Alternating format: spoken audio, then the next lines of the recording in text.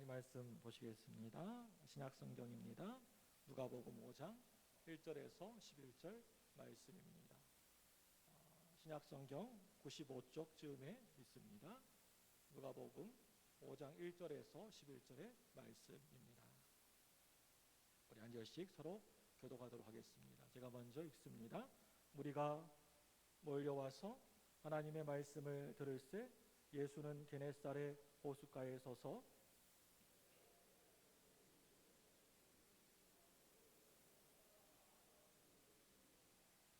예수께서 한 배에 오르시니 그 배는 시몬의 배라. 육지에서 조금 떼기를 청하시고 앉으사 배에서 무리를 가르치시더니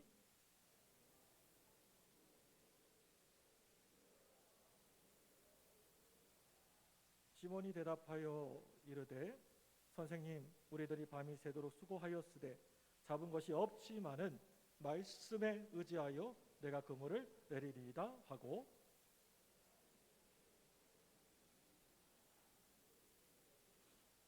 이에 다른 배에 있는 동무들에게 손짓하여 와서 도와달라 하니 그들이 와서 두 배의 채움에 잠기게 되었더라.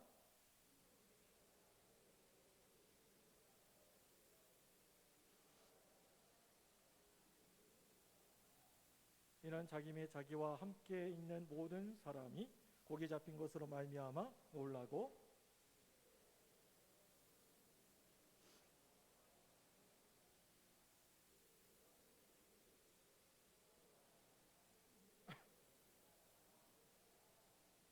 함께 읽습니다. 그들이 그들을 육지에 대고 모든 것을 버려두고 예수를 따르니라. 아멘. 사람이라면 누구나 다 행복해지기를 내심 마음속으로 바라고 원합니다. 그 행복이라고 하는 것은 열매가 이 세상 어딘가에 있어서 그것을 내가 따게 되면, 내가 그 열매를 가지게 되면 정말 평생 동안 행복하게 될 것이라고 그렇게 다들 생각들을 하고 살아갑니다. 내 생활 환경이 지금보다 조금만 더 좋아지게 된다라고 한다면 나는 정말 행복하게 될 것이다 라고 생각을 합니다. 그렇지만 그런 생각들은 다 부질없는 생각들입니다. 잠시 스쳐 지나가는 바람과 같은 찰나의 순간에 불과한 것입니다. 여러분, 살아가시면서 혹시 우리 예수님께 제발 제가 살아가면서 행복하게 해달라고 구해보셨습니까?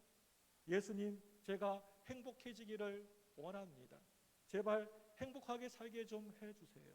이렇게 기도하면 예수님의 대답은 뭐라고 하십니까? 늘 언제나 얘야, 내가 바로 행복이란다. 내가 기쁨을 구해도 또 은혜를 구해도 예수님의 대답은 늘 마찬가지입니다. 얘야, 내가 기쁨이야. 내가 은혜란다.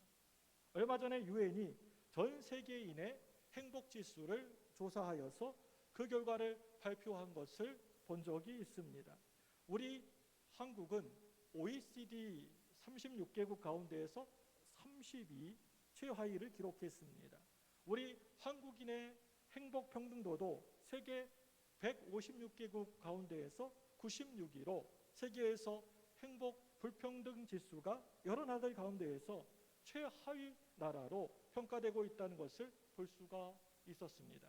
세계에서 경제 수준이 거의 10위 전후쯤 되고 그만하면 겉으로 볼 때에는 그런대로 잘 먹고 또 잘 사는 나라인 것 같은데 왜 이러한 통계가 나왔을까요?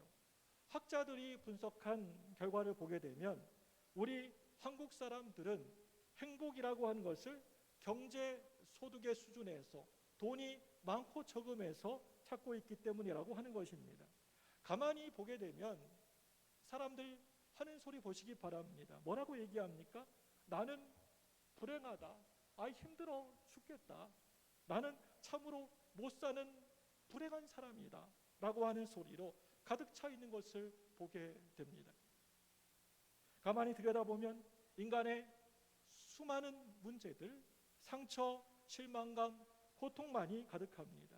요즘은 사람이 사람 만나기가 너무나 무서워하고 두려워하는 그러한 시대 가운데 우리들은 살아가고 있습니다. 요즘같이 사람들 만나는 게 무섭고 두려운 시대가 그 언제 있었습니까? 요즘은 사람 마주치면 사람이 제일 무섭습니다.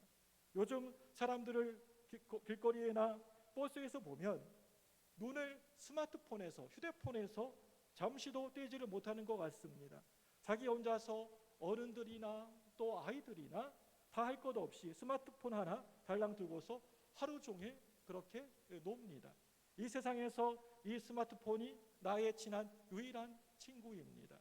그래서 우리 주변을 보게 되면 혼잠, 혼밥, 혼술족 같은 것들이 넘쳐납니다.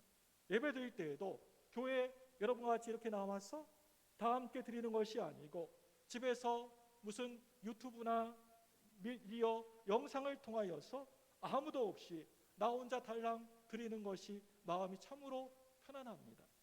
혹시나 오늘 여러분들 중에서도 요즘 이러한 세태에 물들어서 나는 정말 행복하지가 않다, 나는 이 세상에서 가장 불행한 사람이야, 나는 사람 만나기가 너무나 싫다라고 하는 분들이 있으십니까? 티끌만한 문제에도 푹푹 넘어지고 쓰러지는 신앙의 허약체지들, 약골들이 혹시 없으십니까? 신앙의 열정을 어느 순간 잃어버리는 사람들, 기도의 불이 예전에는 활활 타올랐는데 그만 꺼져버린 사람들, 은혜의 불, 행복의 불이 꺼진 사람들 없으십니까?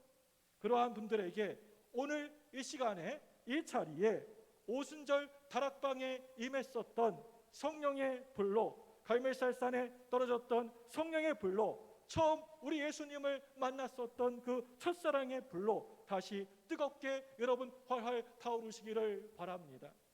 오늘 본문 주인공 베드로는 밤새도록 그물을 던지고 또 던지고 또 던지면서 땀을 뻘뻘 흘리면서 일했지만 고기 한 마리 잡지 못한 빈 그물을 정리하고 있었습니다. 그런데 베드로는 그러한 가운데 예수님을 만나게 되어서 텅텅 비어 있었던 빈배는 그물이 찢어지고 배가 가라앉을 만큼 만선의 배로 바뀌어졌다라고 하는 말씀이 오늘 우리가 함께 보았던 말씀의 내용입니다. 오늘 본문의 말씀은 이러한 일이 다시 뜨겁게 타오르는 역사가 가능할 수 있었는가를 기록하고 있습니다. 우리 가운데에서도 평생 동안 땀을 뻘뻘 흘려가면서 정말 다른 것 보지도 않고 바라지도 않고 부지런히 열심히 살아왔는데, 교회를 섬기면서 열심히 충성하며 살아왔는데 아무것도 없는, 이리 보고 저리 봐도 텅텅 비어있는 빈 그물을 들고 이제 인생을 정리해야만 되는 그러한 분들이 계십니까? 공허함, 허탈감, 실망감을 떨쳐내지 못하고 그런 분들이 있으실 것입니다. 여러분들이 진정으로 다시 뜨겁게 타오르는 새로운 은혜의 경험, 넘어진 그 자리 그곳에서 다시 일어서는 경험들이 있기를 이 시간 간절히 축복합니다. 오늘 본문의 말씀을 주목해 보면 말씀이라고 하는 단어가 계속 반복적으로 등장하고 있는 것을 오늘 본문 말씀 가운데 우리가 볼 수가 있습니다. 1절 말씀을 여러분 보시기 바랍니다. 1절 말씀을 보게 되면 수많은 무리들이 예수께로 몰려와서 말씀을 듣는 장면이 나옵니다. 계속해서 3절 말씀을 보시기 바랍니다. 밤새 바다에 나가 일하느라고 말씀을 듣지 못했던 어부들을 위하여서 예수님께서 배에 걸터 앉으셔서 말씀을 가르치십니다. 또 그 밑에 4절 말씀을 계속 보시게 되면 예수님께서 말씀을 마치시고 그 말씀에 눈빛이 이제 달라진 베드로에게 말씀하십니다. 뭐라고 하십니까? 깊은 데로 가서 그물을 내려 고기를 잡으라. 5절 말씀을 또 보게 되면 베드로는 아무리 생각을 해보아도 내 생각, 내 경험, 내 상식으로 전혀 맞지 않는 일입니다. 밤새도록 던졌던 바로 그 자리 그곳이었습니다.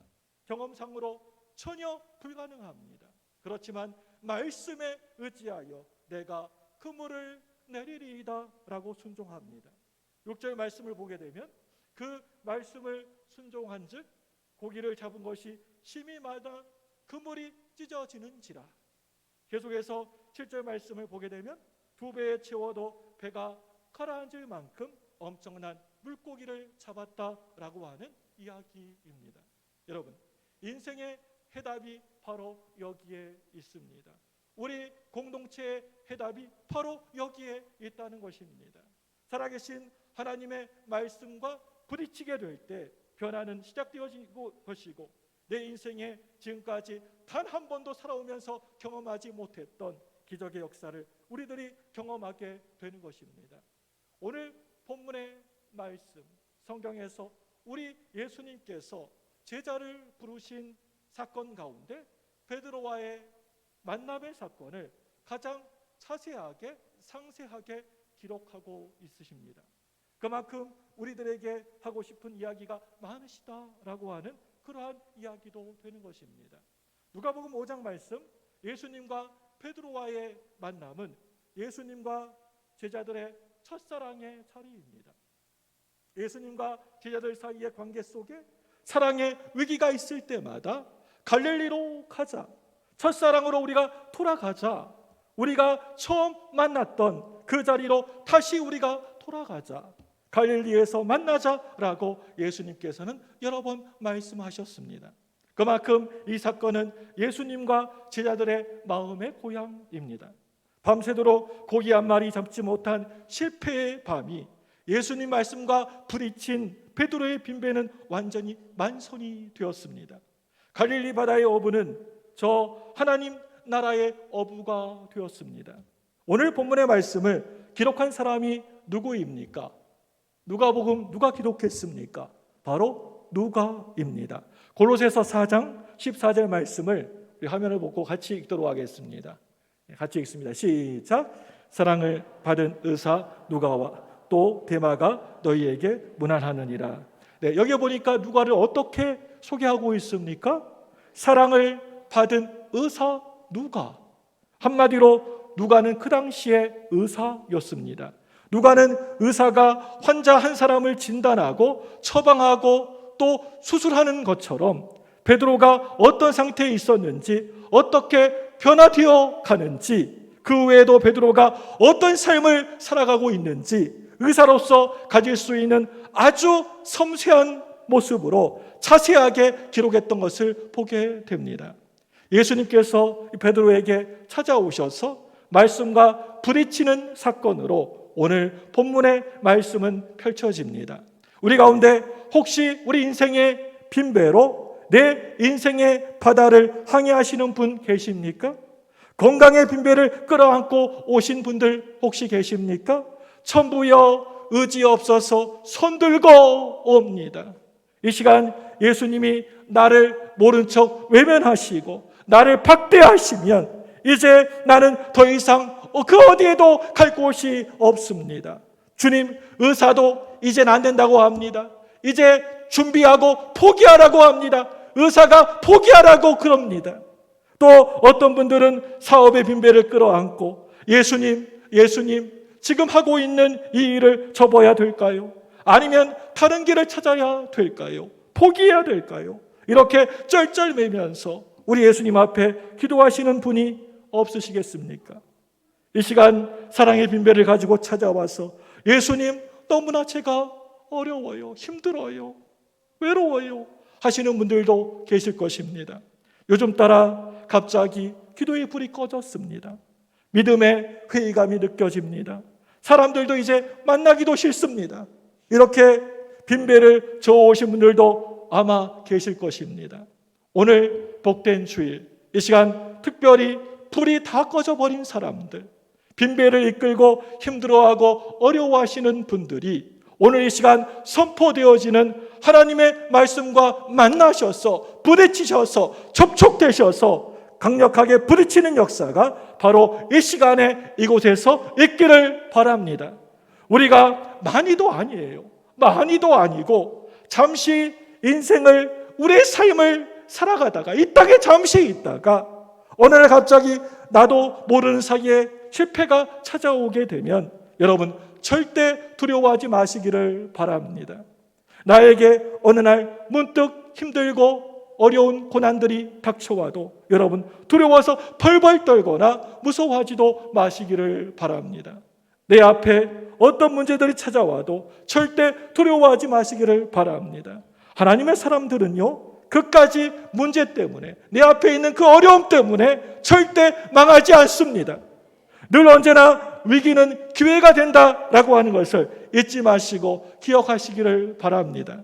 내가 새로워지는 기회, 다시 하나님을 바라보며 하나님 앞에 기도하는 기회, 다시 하나님께서 나를 붙들어 주시는 기회, 새해를 시작하시는 기회, 문 하나가 내가 들어가지 못하게 굳게 닫혀지게 되면 늘 언제나 새 문이 활짝 열리게 될 줄로 믿습니다. 길 하나가 앞이 막혀가지고 닫혀지게 되면 새 길이 열려지게 될 줄로 믿습니다. 어제 역사하셨던 바로 그 하나님께서 어제만 역사하시고 끝나버리는 것이 아니고 오늘도 똑같이 동일하게 역사하시고 영원토록 여러분의 평생도록 여러분들과 함께 하실 것입니다. 오늘 말씀을 여러분 보게 되면 우리 예수님께서 베드로의 텅텅 아무것도 없는 비어있는 빈배에 친히 일부러 찾아오셨습니다. 베드로는 그러한 예수님을 보며 어떻게 했습니까? 그 빈배를 우리 예수님께 온전히 내어드립니다. 여기에서 베드로의 모든 빈배의 문제는 끝장이 나기 시작하는 것입니다. 예수님께서 어느 날 내 인생의 빈배에 찾아오시게 되면 우리는 예수님께서 기적을 베풀어 주셔서 그 빈배를 가득 채워주시기를 속으로 내심 기대를 하게 됩니다. 오늘 이 베드로도 그 빈배에 고기 아니면 금은 보화라도 가득 담아주시기를 아마 내심 속으로 기대했는지도 모르겠습니다. 건강의 빈배로 기도하면서 꺼이꺼이 통곡하며 울고 있을 때 예수님께서는 평안할지어다, 질병으로부터 자유해라, 이렇게 예수님께서 오셔서 한 번이라도 어루만져 주시면 너무나 좋을 텐데 라고 하는 기대를 하게 됩니다. 사업의 빈배로 울부짖으면서 힘들어하고 있을 때 예수님께서 오셔서 하루아침에 대박이 터지게 해주시기를 기대하기도 합니다. 그렇지만 베드로의 빈배에 예수님께서 타셨습니다. 여러분, 정말 기적이 있다고 한다면 바로 이것입니다. 내 인생의 빈배 위로 바로 우리 예수님께서 타셨다. 여기부터 모든 문제는 다 해결되기 시작되는 것입니다. 내 인생에 예수님께서 타셨다는 것이, 그것이 바로 기적이 아니고 또 무엇이겠습니까? 그리고 이 빈배에 다른 세상적인 것들도 아니고 오직 말씀을 가득 채우십니다. 은혜를 채우십니다. 그 빈배에 성령을 채우십니다. 여러분, 이 세상에 기적이 있다고 한다면 바로 이게 기적이고, 은혜가 있다고 한다면 바로 이게 은혜라고 생각합니다. 우리의 눈길이 우리 예수님의 눈길과 강력하게 부딪히게 되면 거기에서 이러한 엄청난 큰 역사가 일어나게 되는 것입니다. 나의 빈배가 다른 것도 아니고 오직 하나님의 말씀으로만 가득 채워지게 되는 것이, 그것이 바로 기적 중에 기적이라고 하는 말입니다. 내 영이 이 말씀과 부딪히게 될 때 내 삶은 진정한 변화가 시작되어지게 되는 것입니다. 여러분, 오늘 말씀을 보게 되면 베드로가 아주 큰 기대감을 가지고 초저녁에 바다로 나아갑니다. 그런데 참으로 이상하게도 그날따라 그물을 열심히 수도 없이 던지고 계속해서 또 그물을 던졌는데도 고기 한 마리 잡지를 못했다는 겁니다. 하룻밤을 꼬박 세웠습니다. 완전 파김치 녹초가 되었습니다. 빈 고물을 들고 터덜터덜 힘없이 돌아왔습니다. 너무나 불쾌하고 짜증스러운 밤이었습니다. 빨리 집에 가서 발 닦고 쉬고 싶은 마음뿐입니다. 이때 예수님께서 오셔서 이 베드로에게 뜬금없이 갑자기 배를 좀 빌리자라고 말씀하시더니 그 배에 털썩 앉으셔서 말씀을 증거하시는 것 아닙니까? 그런데 너무나 신기한 일이 일어나게 되었습니다. 그것은 이 말씀과 베드로가 서로 만나서 부딪히게 될 때 베드로의 심장이 그 순간 막 쿵닥쿵닥 꿈틀꿈틀거리기 시작했다는 겁니다. 그 순간에 정신이 번쩍하고 듭니다. 눈물이 막 두 눈에서 막 주체 없이 흘러내립니다.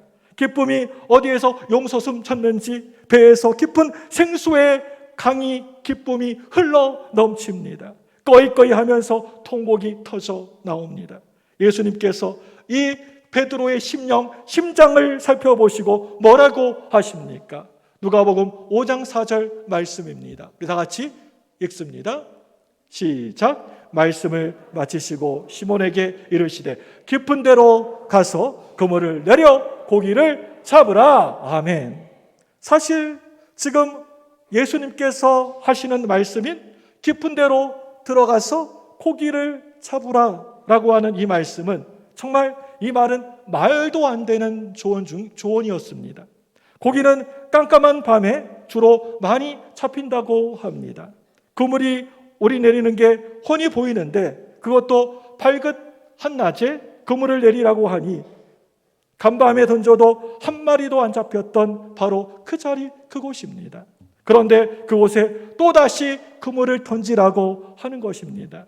그렇지만 그것이 하나님의 말씀과 만나고 접촉되어졌을 때 어떻게 되었습니까? 우리 누가복음 5장 5절 말씀입니다. 화면을 보고 같이 읽습니다. 시작. 시몬이 대답하여 이르되 선생님 우리들이 밤이 새도록 수고하였으되 잡은 것이 없지만은 말씀에 의지하여 내가 그물을 내리리이다 하고 아멘. 말씀에 의지하여 내가 그물을 내리리이다.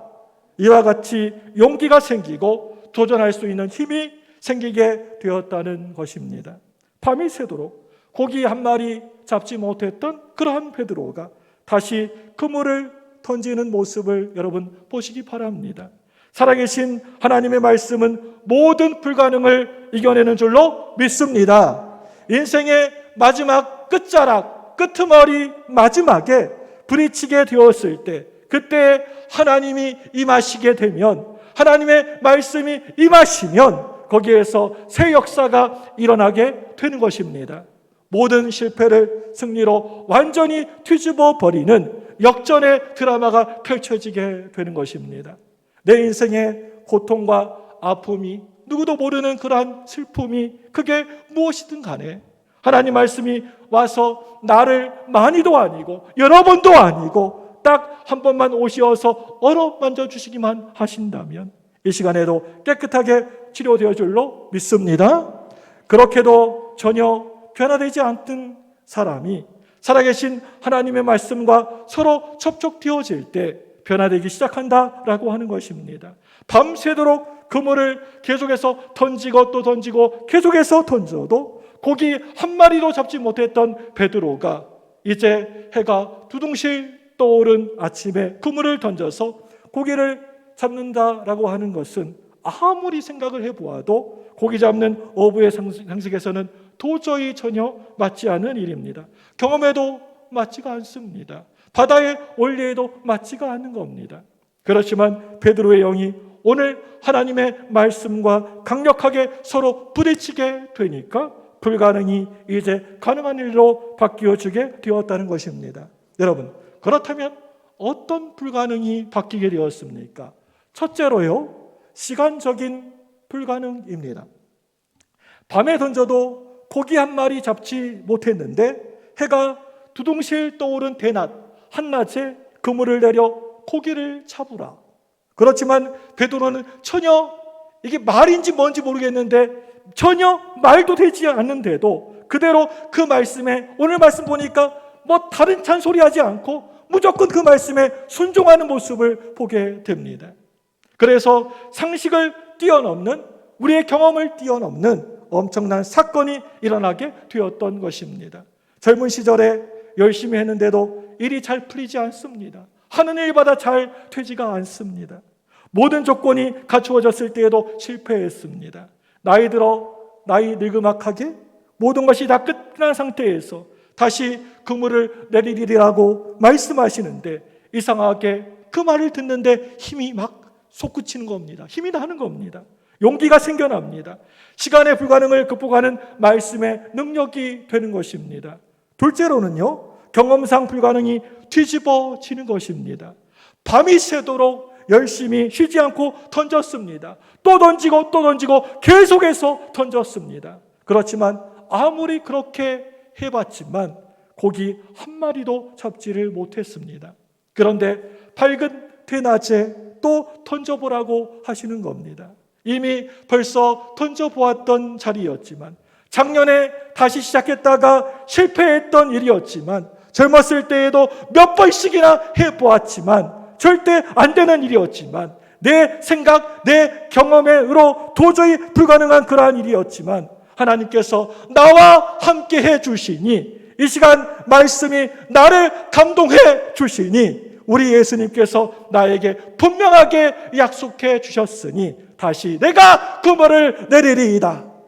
그럴 때 다시 뜨겁게 타오르는 역사의 능력이 나타나게 될 줄로 믿습니다. 셋째로는요, 분위기상의 불가능을 뛰어넘었습니다. 지금 베드로는 밤이 새도록 그물을 던지고 또 던지고 밤새 한숨도 잠을 자지를 못했습니다. 밥도 먹지를 못했습니다. 완전 녹초가 되었습니다. 그런데 다시 바다로 가자, 다시 그물을 내리자. 여러분, 이렇게 그물을 던졌다가 역시 물고기 한 마리 잡지 못하고, 그렇다면 그 절망감은 여러분 어떻게 합니까? 그렇지만 이 모든 인간의 분위기, 내면의 상태, 주변의 환경, 이 모든 것에 아랑곳하지 아니하고 우리 예수님께서 내게 말씀하시니 내가 던지겠습니다. 하나님께서 나와 함께 하신다라고 하신다면 내가 다시 시작하겠습니다. 그동안 접어두었던 내 기도의 제목을 다시 펼치겠습니다. 의사는 안 된다고 하는데 아이고 가망 없습니다. 아이고 안 됩니다. 의사는 안 된다고 하는데, 그만 포기하라고 하는데, 하나님께서 나를 한 번만 만나주시고 만져주시면 이 시간에 하나님의 크신 역사가 일어날 줄로 믿습니다. 치유가 일어날 줄로 믿습니다. 넷째로는요, 명령 대상의 불가능입니다. 베드로는 이 갈릴리 바다에서 잔뼈가 어릴 적부터 뼈가 굵은 고기 잡는 어부이고, 고기 잡는 것이라고 하면 베테랑 중에 베테랑, 프로 중에 프로였습니다.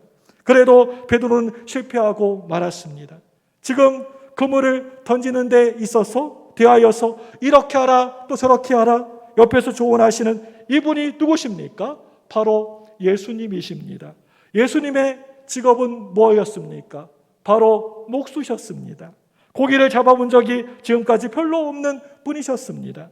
이런 분이 지금 이렇게 해라 저렇게 해라 저기 던져봐라 그물을 내려봐라 하고 그러시고 계시는 겁니다. 순종할 수 있는 상황이 아니라고 하는 것입니다. 그렇지만 말씀과 부딪히게 되니까, 조금 전에 말씀하시던 그분이 또 말씀하시니까 이제는 신뢰가 생기게 되는 것입니다. 그 말씀이 내 안에서 꿈틀꿈틀 거리기 시작하게 되는 것입니다. 예수님이 누구신지 아무런 문제가 되지 않았던 것입니다. 여러분, 혹시 예수님과 제자들이 소풍 갔었던 그런 얘기 혹시 들어본 적 있으십니까? 이야기는 아무리 성경을 봐도 없는 내용입니다. 예수님과 제자들이 전도 다니시다가, 얘들아, 우리가 그동안 전도하느라고 고생 많이 했으니까 하루쯤은 좀 쉬자. 오늘은 소풍 가자. 제자들이 너무나 신이 났습니다. 제자들이 너무나 기뻐서 춤을 추고 난리가 났습니다. 선생님, 도시락은 어떻게 할까요? 그러니까 예수님께서 그냥 가자라고 하십니다. 그러다가 산 밑에 도착하더니, 얘들아, 큼직큼직한 돌멩이를 하나씩 품에 안아라. 다른 제자들은 아주 큼직한 돌멩이를 품에 다들 안았습니다. 그런데 늘 항상 뭐든지 말만 하면 불평만 하는 불평꾼 가룟 유다는 소풍 가자라고 그래놓고, 또 예수님은 맨날 이렇게 또 이런 소풍 가서도 일만 시키시냐라고 하면서 막 불평을 늘어놓으면서 콩 쪼가리만한 작은 보이지도 않는 공깃돌 2개를 이렇게 손에 놓고 공기놀이를 하면서 따라 올라갑니다. 언덕 위에 올라가시더니 그 돌을 나무 그늘 밑에 내어놓아라 라고 하시는 겁니다. 예수님께서 손을 번쩍 드시고 감사 기도를 하고 난 다음에 눈을 딱 떠보니까 자기들이 가져온 돌멩이가 맛있고 진귀한 음식으로 바뀌어진 것입니다. 고기에 빵에 정말 기가 막힌 음식으로 바뀌어져 있는 겁니다. 오늘은 자기가 가지고 온 것 자기가 먹기이다. 남의 것 먹으면 그것은 다시 돌로 돌아가느니라. 다른 제자들은 배가 터질 정도로 먹었습니다. 그런데 가룟 유다는 카스테라 빵 부스러기 달랑 2개 가지고 점심을 때울 생각을 하니까 기가 막힙니다. 빵 한 조각을 입에다가 넣었더니 입에서 사르르 녹는데 맛이 기가 막힙니다. 그래서 결국 배를 쫄쫄 굶고 내려왔다고 합니다. 그 이후로 1년이 시간이 흘렀습니다. 제자들이 예수님을 조릅니다. 예수님, 우리 또 소풍 갑시다. 예수님, 소풍 안 갑니까? 그래서 이번에도 소풍을 가게 되었습니다. 예수님, 이번에도 빈손으로 가는 것이죠? 그럼 빈손으로 가자. 언덕 밑으로 내려가시더니 이번에도 이렇게 말씀하시는 겁니다. 얘들아, 주먹만한 돌멩이 4-5개씩 주머니에다가 집어넣어라. 이런 예수님 말씀에 순종하기 위하여서 다른 제자들은 주먹만한 것을 찾으려고 야단법석이었습니다. 이때 가룟 유다는, 늘 삐뚤어진 가룟 유다는 작년에 못 먹은 본전이 생각이 나가지고 이만한 바위를 그냥 번쩍 들었습니다. 어깨에다가 걸머졌는데 얼마나 멀리 가는지 언덕을 넘어서 골짜기를 지나갑니다. 예수님께서 내려놓아라 라고 말씀하십니다. 손을 번쩍 드시고 또 감사 기도를 하시는데 가룟 유다가 어느 순간에 음식으로 바뀌나 하고 궁금해서 견딜 수가 없습니다. 그래서 눈을 지그시 떴다가 감다가 또 떴다가 감다가 했는데 기도가 다 끝나고 아멘까지 했는데 이렇게 살짝 봤는데 돌이 그대로인 겁니다. 이때 예수님께서 말씀하십니다. 애들아, 위를 한번 쳐다보아라. 쳐다보았더니 큰 나무 높은 곳에 맛있는 열매가 주렁주렁 매달려 있는 겁니다. 너희들이 가져온 돌멩이로 던져가지고 따먹어라. 자기가 딴 것은 자기가 먹는 것이다. 남의 건 먹어봤자 소용없다. 다른 제자들은 던졌더니 열매가 그 나무에서 와장창 떨어집니다. 가룟 유다는 큰 바위 덩어리를 들었다 놨다 땀만 삐질삐질 흘리다가 왔다라고 하는 이야기입니다. 이야기는 성경에 없는 얘기입니다. 실제로 있었던 일도 아니고 조 목사가 성경에도 없는 이야기 성경 이야기처럼 했다. 그럼 안 됩니다. 성경에 없는 이야기입니다. 또 있을 법한 그런 이야기도 아니라고 생각됩니다. 그래도 이 이야기가 우리에게 해주고 싶은 그런 교훈이 있지 않겠습니까? 하나님이 말씀하시면 그 말씀을 가감하지 말고 있는 그대로 순종해라. 순종하다가 손해를 좀 보더라도 그대로 순종해 보아라. 큰 것 들라고 하시면 큰 것 드시고 작은 것 들라고 하면 작은 것 들고 거기에 서라고 말씀하시면 서고 멈추라 하시면 멈춰봐라. 말씀에 순종하며 말씀에 의지하여 내가 그물을 내리리이다. 거기에서 다시 뜨겁게 타오른 역사가 일어나게 되는 것입니다. 새 역사가 일어나게 되는 것입니다. 내 인생에 지금까지 단 한 번도 경험하지 못한 일들이 일어나게 되는 것입니다. 나의 보잘것도 없고 하찮은 그 알량한 불순종이 기적의 문을 가로막습니다. 믿음 없는 핑계가 하나님의 역사를 막아버립니다. 내 영이 오늘도 말씀에 부딪히고 그 말씀대로 순종하면 내 인생의 빈배는 은혜의 빈배는 만선하는 경험을 하게 될 줄로 믿습니다. 베드로의 영이 말씀과 부딪히고 그 말씀에 아멘하고 순종할 때 어떤 역사가 일어나게 되었습니까? 6절과 7절 말씀입니다. 화면을 보고 같이 읽습니다. 6절, 7절. 시작. 그렇게 하니 고기를 잡은 것이 심히 많아 그물이 찢어지는지라 이에 다른 배에 있는 동물들에게 손짓하여 와서 도와달라 하니 그들이 와서 두 배의 체험에 잠기게 되었더라. 아멘. 그렇게 하니 고기를 잡은 것이 심이 많아 그물이 찢어지는지라 두 배의 체험에 잠기게 되었더라. 첫째로 말씀과 부딪히고 순종할 때 준비된 그릇이 넘치고 찢어지고 두 배에 넘치게 가득 채울 만큼 만선의 인생의 경험을 하게 되는 것입니다. 하나님 앞에 깨끗하게 정직하게 여러분이 나아가 순종하게 되면 지금까지 단 한 번도 내가 받지 못한 은혜를 여러분 두 배에 가득 채울 수 있을 만큼 받을 수 있게 된다는 것입니다. 하나님의 말씀입니다. 하나님은 지금도 여전히 살아계시고 역사하십니다. 하나님께서는 어제나 오늘이나 늘 항상 동일하시고 똑같은 분이십니다. 거짓말하지 않으시는 분이십니다. 성령에 나타나신 그 하나님이 바로 오늘 우리의 하나님이십니다. 둘째로 내 영이 말씀과 부딪히게 될 때 하나님이 확실하게 보였다는 겁니다. 예수님이 보였습니다. 오늘 처음 베드로가 예수님 만났을 때 5절 말씀에 선생님, 이렇게 말씀에 순종하고 나서 그물을 내려서 고기를 잡은 다음에 잡은 고기를 보지 않고 앞에 계신 예수님을 보았더니 그분이 정말 누구이신가 확실하게 보였다는 것입니다. 8절 말씀에 그 선생님이 뭐로 변합니까? 호칭이 주여, 주여.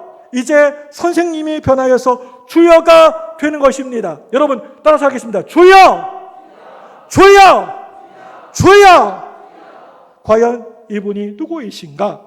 밤새도록 그물을 던지고 끊임없이 계속해서 던졌는데 고기 한 마리 안 잡히는 것도 참으로 이상합니다. 한낮에 그물을 던졌더니 그물이 찢어질 만큼 고기가 잡힌 것도 그것도 더 이상합니다. 이처럼 잡힌 것도 기적이지만 한 마리도 안 잡힌 것도 기적이라고 생각됩니다. 그렇다면 이분이 역사를 행하신 것입니다.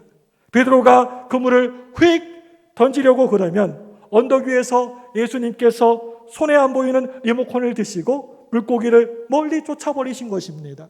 그런데 여기에 던져라 하실 때 말씀을 붙잡고 의지하고 말씀을 의지하고 거기에 던졌더니 어떻게 되었습니까? 그렇게 했더니 왕창 잡혔다는 것입니다. 할렐루야! 아, 이분은 바다의 주인이시구나. 물고기를 통솔하시는 분이시구나. 산을 세우기도 하시고 산을 무너뜨리기도 하시는 분이시구나. 역사의 인간의 생사하고 나라의 흥망성쇠, 역사를 세우기도 하시고 또 어느 때에는 무너뜨리기도 하시는 분이시구나. 바로 이분은 하나님이시구나. 역사의 주인이시구나. 내 인생을, 내 삶을 다 주관하시는 분이시구나. 아, 이 바다의 주인이시구나. 그래서 주여라고 고백할 수밖에 없었던 것입니다.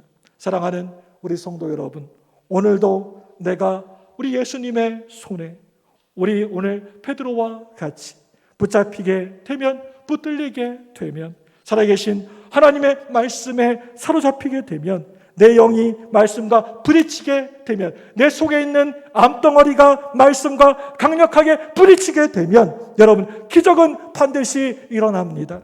기적의 시대가 지나간 것이 아니고 말씀을 믿는, 받아들이는 믿음의 시대가 지나가 버린 것입니다.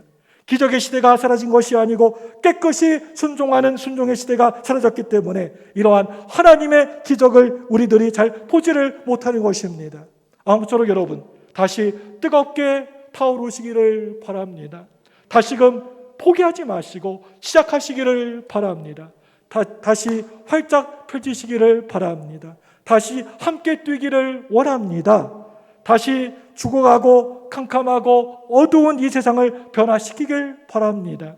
오, 우리 예수님, 다시 나를 사용하여 주옵소서. 전능하신 예수님의 이름을 붙들고 내가 다시 일어서게 하여 주옵소서.